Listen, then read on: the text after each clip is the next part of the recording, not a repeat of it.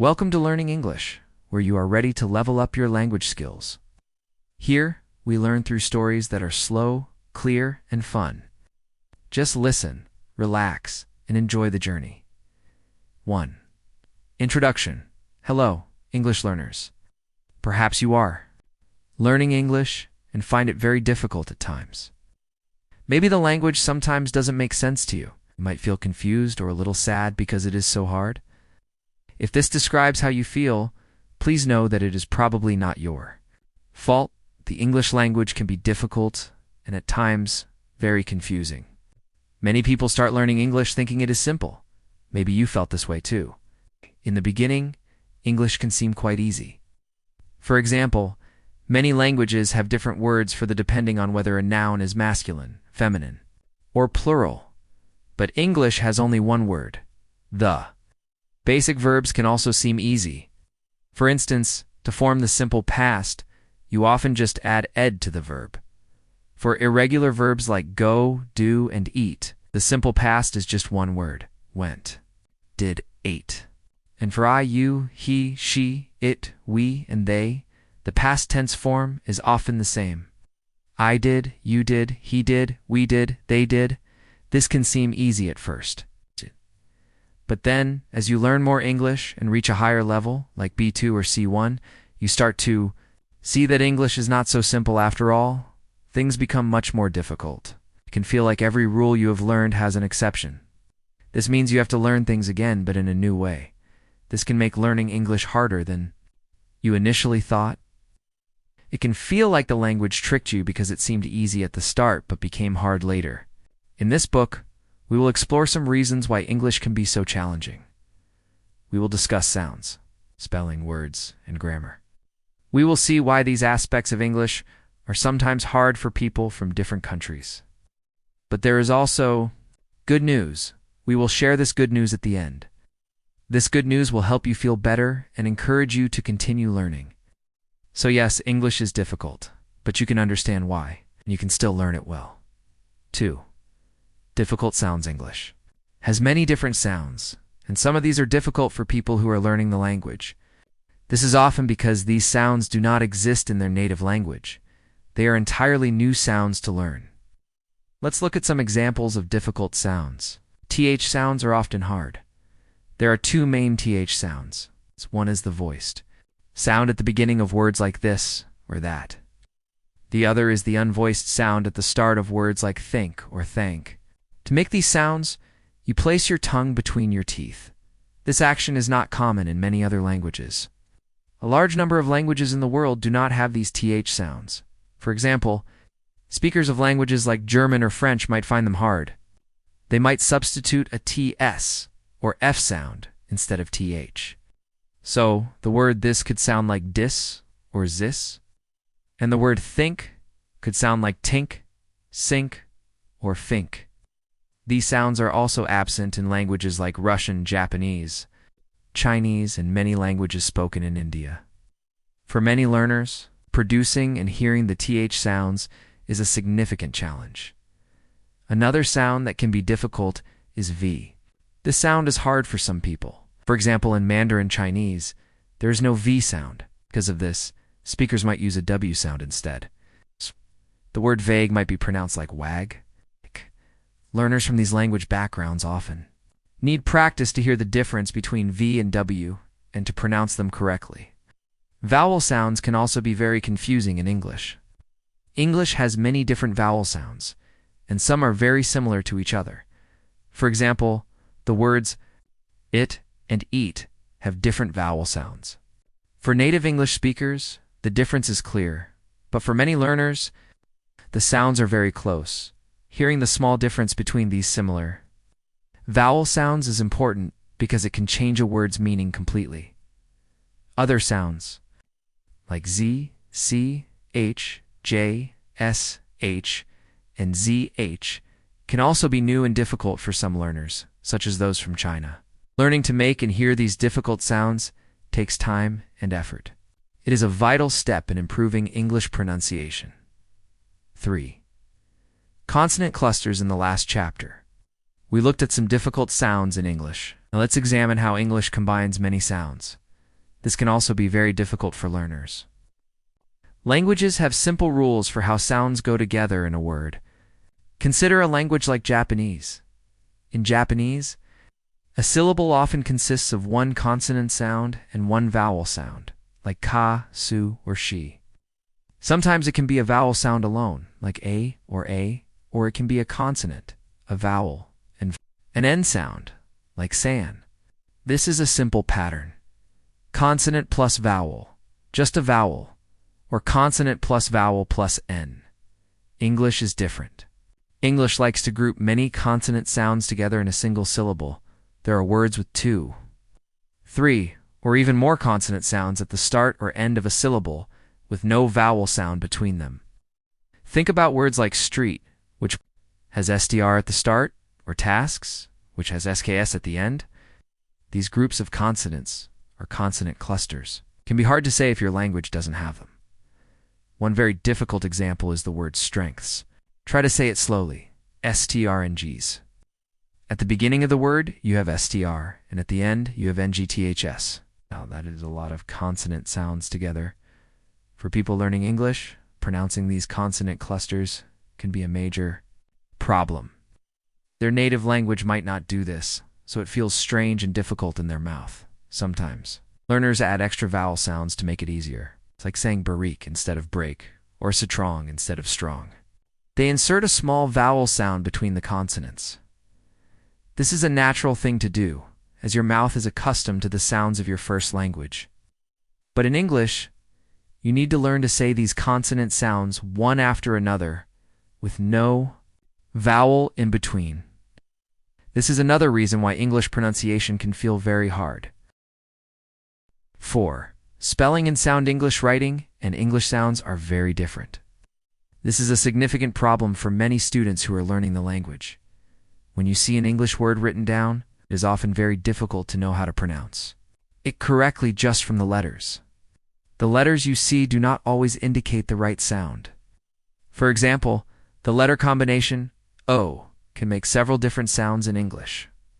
Think about the words, though, through cough and enough.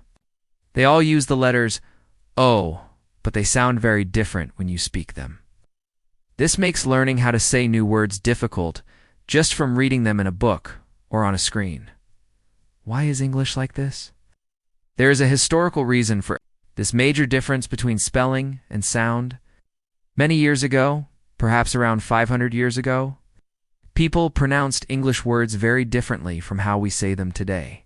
However, the way they wrote the words did not change much over this long period, so the old spelling remained the same, but the sound of the words changed naturally over the years.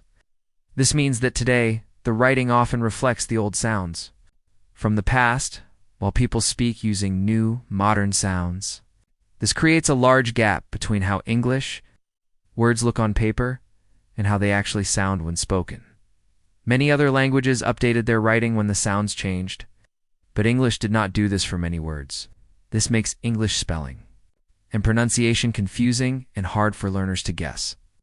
Because of this situation, it is very important to learn the sound of a new English word at the same time. You learn its spelling and meaning. Just reading the word is not enough to know how to use it correctly when you speak. You really need to hear words spoken by a native speaker or a good recording. A very practical tip to help with this problem is to use online tools every time you learn a new word. When you find a new word you want to learn, go to an online dictionary or translation website. Type the new word into the search box. These Websites usually have a small button next to the word, often resembling a speaker icon. If you click this button, the website will pronounce the word for you clearly. Listen carefully to the sound. Try to repeat the word yourself several times to practice saying it correctly. Learning the pronunciation when you first see a new word will help you a lot as you improve your English. It saves you time and effort later because you won't need to correct pronunciation mistakes you made from guessing. Always try to learn the sound and the spelling together from the very beginning.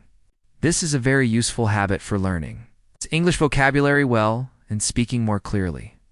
5. Small words or hard small words in English can be very difficult. Think about words like a an and the a. They're very short, but using them correctly is a big challenge for many people learning English. These small words are called articles. We use them before nouns. Articles help us show if we are talking about a specific noun or just any noun from a group. There are two main types of articles: a and an r, indefinite articles. We use them when we talk about a noun for the first time, or when we mean any one of something. For example, I saw a cat. This means any cat, not a specific one. We use and before words that start with a vowel sound, like an apple or an hour. The is the definite article. We use the when we talk about a specific noun that the listener already knows about. For example, after saying I saw a cat, you can then say the cat was black. Now you were talking about that specific cat. We also say the sun because there is only one. Understanding when to use a and, the, or no article at all is very hard. The rules are complex, with many different situations. A primary reason articles are difficult is that many languages do not have them. For example, languages like Russian and Ukrainian do not use articles. If your first language is one of these, the concept of using articles is completely new. Because of this, learners often forget to use articles in English or use the wrong one.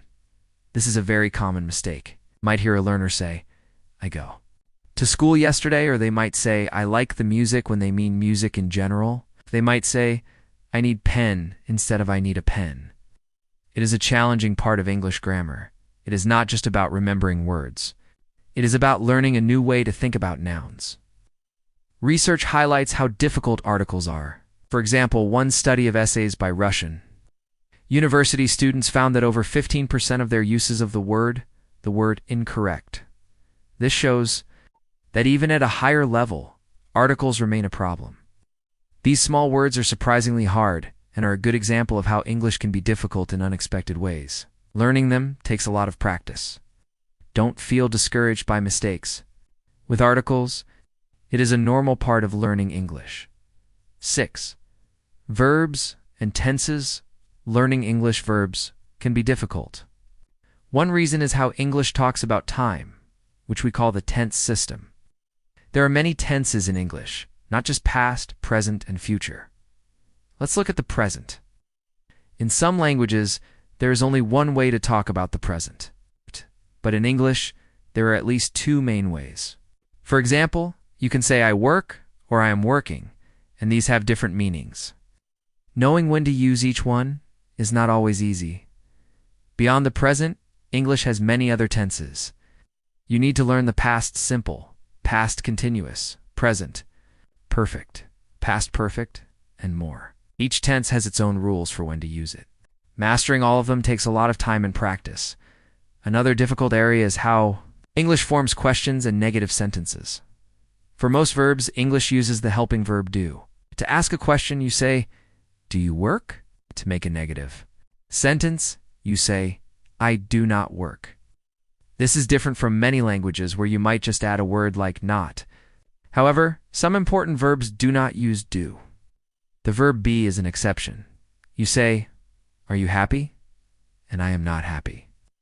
Modal verbs like can and must also do not use do. You say, I cannot go, and must I stay? The verb have can. Also be confusing because it has different ways of forming negatives. For people whose first language does not change verb forms much for time, the whole idea of English tenses can be very hard.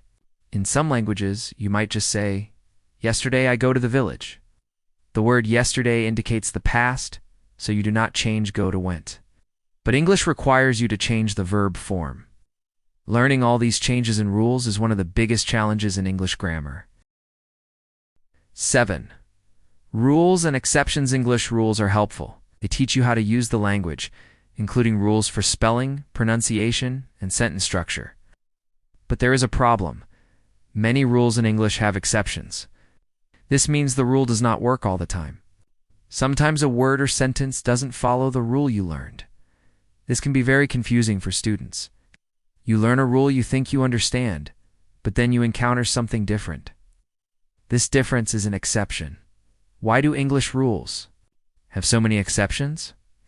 This is simply how the language has evolved over many years. The exceptions make English difficult.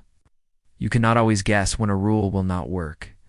You have to learn each exception individually. You must remember the specific words that do not follow the rule. This takes time and effort, as it means you need to memorize many different cases. Learning these exceptions is important. If you want to speak and write English very well, you'll need to know them. You must know when a rule applies and when it does not. For example, you might learn a spelling rule, but 10 words do not follow it. You must learn those 10 words separately. Exceptions exist in many parts of English. There are exceptions in spelling, where words that look similar are spelled differently. There are exceptions in pronunciation, where letters don't make their usual sound. There are also many exceptions in grammar, especially with verbs. You learn how to form the past tense, but many verbs are irregular and do not follow the rule. You have to learn each irregular verb one by one. Because you have to learn so many exceptions, it can feel strange. You learn a rule and then learn. Numerous instances that break that rule can feel like you are relearning things you thought you already knew. This is a normal feeling when you learn English at a higher level. The process of learning exceptions is necessary. To understand English deeply and use it correctly, you must spend time on these special cases. It is not enough to just know the main rules. You need to know the words and situations where those rules do not apply. This is a big part of the journey to becoming a more advanced, fluent English speaker. Every time you learn an exception, you understand the language a little bit more. So remember that rules are helpful, but be ready for the many times they do not work. Point 8. The good news: we have talked about why learning English can be difficult. There are many things that make it confusing, like strange sounds, tricky spelling, and numerous rules with exceptions. But there is also good news for you. The most important purpose of language is communication. The main reason we learn a language is to share our ideas and understand others. You do not need to be perfect to communicate well in English. It is possible to express yourself and talk to people even if you make mistakes. Everyone makes mistakes when they are learning. Even native English speakers make mistakes sometimes, so the good news is that you can start communicating today. Do not wait until you think you know everything or until you stop making mistakes. That day may never come because nobody is perfect. Start speaking and writing in English now. Use the language every day. This is the best way to get better. Of course, it is still important to study. You should learn the rules of English grammar and the exceptions. You should work to improve your spelling and pronunciation. This is important if you want to speak and write more effectively. But remember to combine this study with the useless practice of communicating. Do not stop speaking or writing just because you are studying rules. Do both things together. Communicate daily and also study the language. This will help you improve over time and you will feel more confident. It is a process, like a journey. It does not happen quickly. But by using English and studying it every day, you will make progress. So do not be afraid of mistakes. Focus on communicating your ideas. Use the English you know now and keep learning more. You can communicate well in English without being perfect. This is the good news. You do not need to wait. You can use English to talk to people today. Keep practicing, keep studying, and your English will become stronger.